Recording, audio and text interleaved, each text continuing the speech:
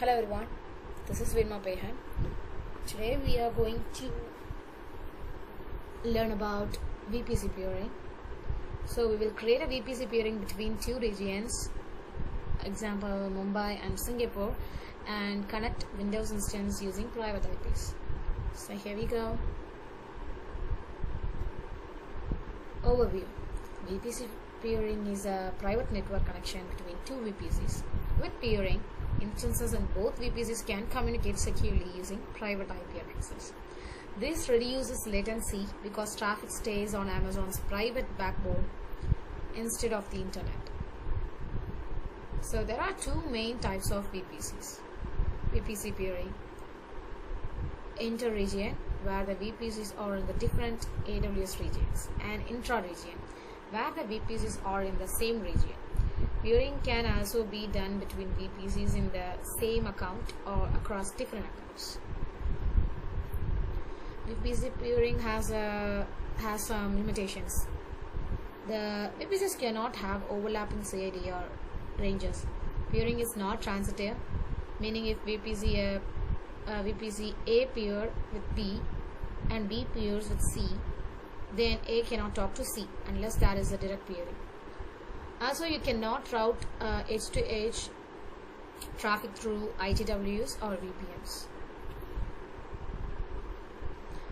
In this video, we will set up one Windows instance in Mumbai inside a custom VPC and another Windows instance in Singapore inside the default VPC.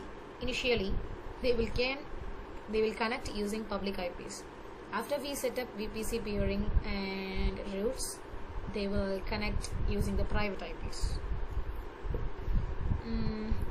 The first step is to launch a Windows instance in the Mumbai region inside a custom VPC and public subnet. We enable a public IP and assign it to a security group called custom VPC. You can name it as a wish. Okay.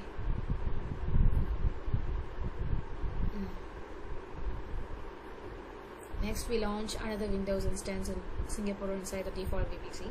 This also gets a public IP and new security group called default VPC demo S3. Now we test connectivity. If we connect using public IPs, it works fine because both instances have internet. But if we try to connect using private IPs, it fails because the VPC are not connected yet. To fix this, we create a VPC peering connection. From the Mumbai region, we initiate a peering request. We name it demo peering. Select the Mumbai VPC as a requester and specify the Singapore VPC as the acceptor. Now, from the Singapore region, we go to the peering console. Select the pending request and accept it. At this point, the peering connections is active, but traffic won't flow until we update the route table. In Singapore, we edit the default VPC route table and add a route to the CADR of the Mumbai VPC, pointing to the peering connections. Similarly, in Mumbai, we update the custom VPC route table with the Singapore CADR. This ensures both sides know how to reach each other. Now we test again. This time, the Mumbai instance can connect to the Singapore instance using its private IP, and it works successfully. That proves the VPC peering is established and routing is configured.